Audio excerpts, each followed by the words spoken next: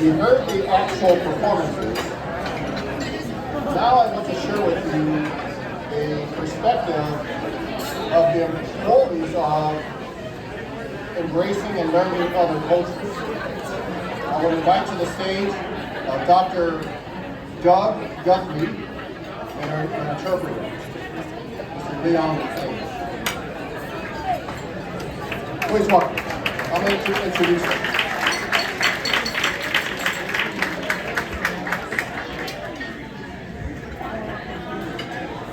Ladies and gentlemen, Mr. Dr. Doug Guthrie is a professor in global leadership and executive director of China Initiatives at Thunderbird School of Global Management at Arizona State University. He has a distinguished career in academics at New York University, in George Washington University in DC, well published in many publications, and also visiting professors in a number of schools, including Harvard, Stanford, Emory, Northwestern. And he's going to share with us a perspective that's very interesting. So, Dr. Guthrie.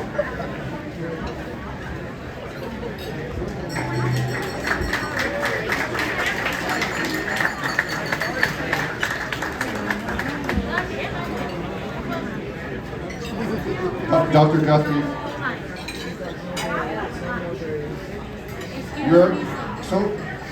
you're a professor at Thunderbird. Also, in college, I see that you were undergraduate at the University of Chicago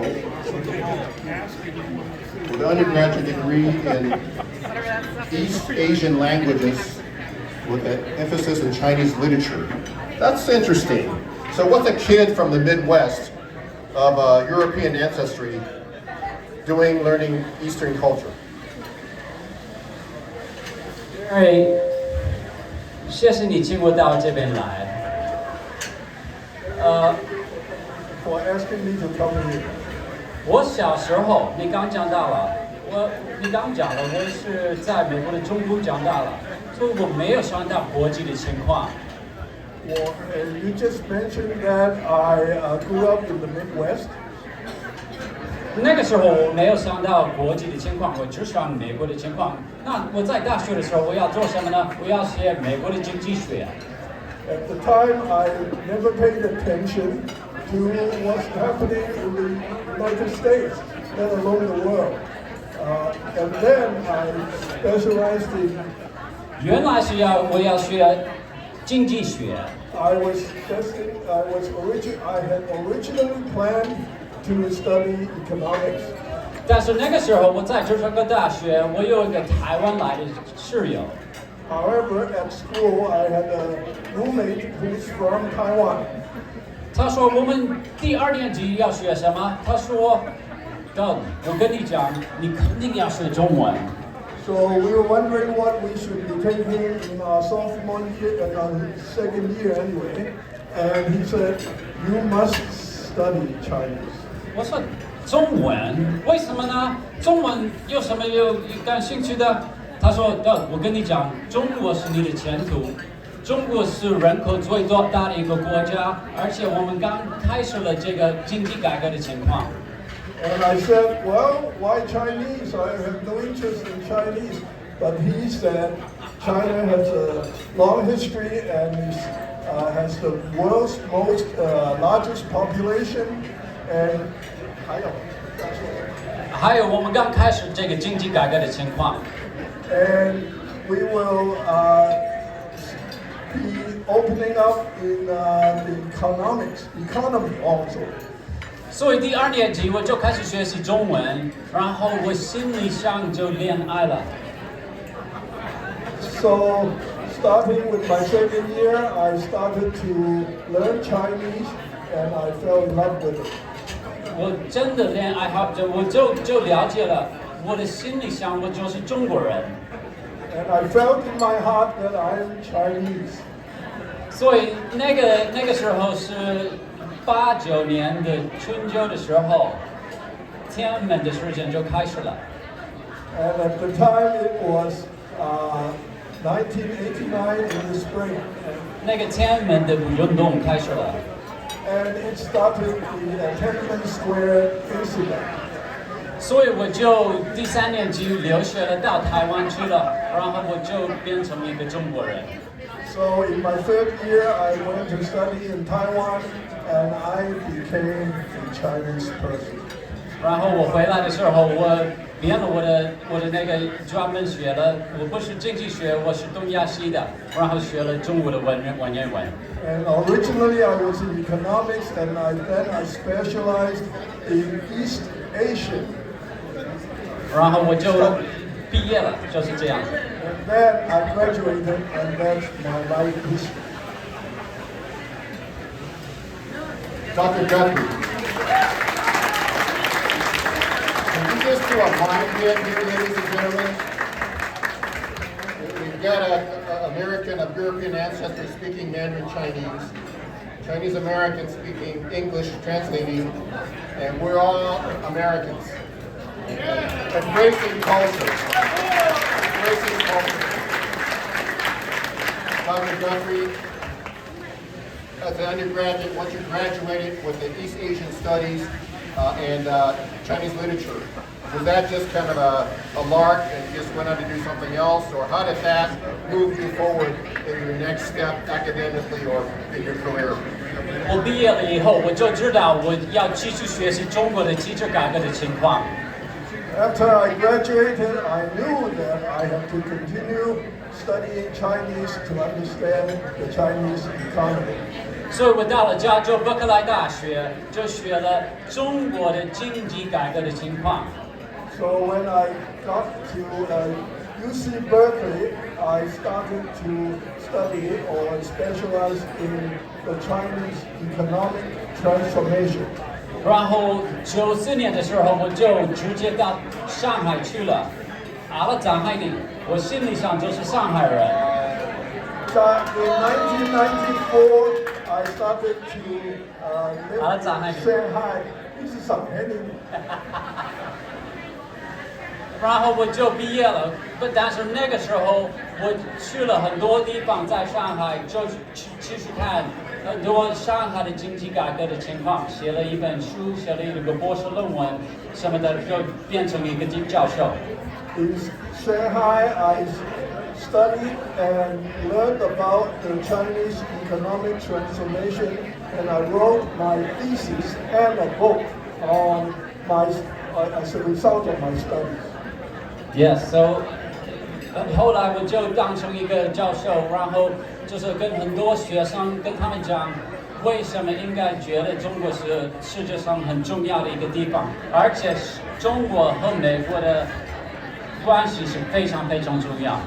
And then afterwards I became a professor, and I told my students why China is so important, and that China and America. 他们的关系非常非常重要。And the relationship between China and America would be very, very important.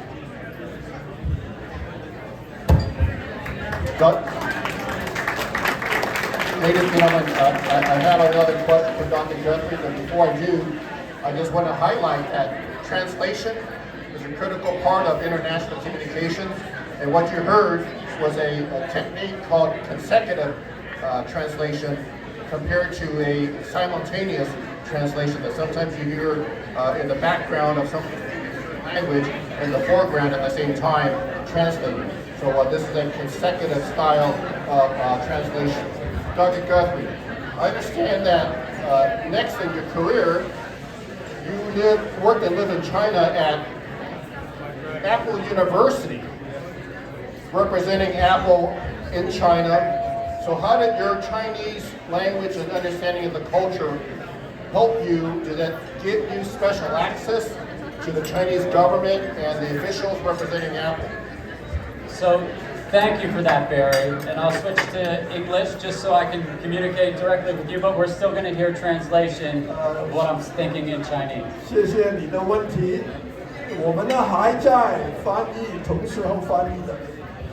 So it's very important to think about U.S.-China relations not just as political relations, but fundamentally economic relations. 中国跟美国的关系是很重要的，我们要继续去学习，不单只是政治上的，还有是经济上的关系。And the single largest investor in China in the world is Apple. 在中国，美国最大的投资者是苹果电脑公司。And over the last 10 years, U.S.-China relations have been so important that it has been crucial that the leaders of Apple, from Tim Cook on down, have a deep understanding of how to communicate with the Chinese government. 过去10年呢，美国的所有的管理阶层跟苹果的总裁库克都是很了解，要跟中国建立良好的经济关系。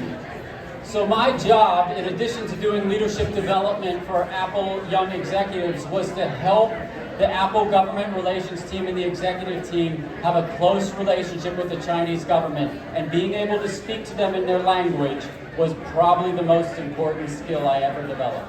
所以我的工作呢，除了培养苹果的新一代的领导阶层之外呢，还要苹果对中国的领导有更深刻的理解。This is a very important time for U.S.-China relations, and it's going to continue to be so. And our economic ties, whether through companies like Apple, but also Tesla and Walmart, are going to continue to be important. And the better we understand each other, and we can help understand, and we learn to understand through organizations like Global Ties Arizona. 这个时代是中美关系的最重要的时代。我呢，在苹果已经是尽我的力量去让双方都可以更深的理解对方。Dr. Guthrie, in closing, share with us how your studies in another language and culture help you personally and professionally, and what would you advise to us about embracing other cultures? So just to be very clear, and thank you, Barry, for having me, and thank you for this question.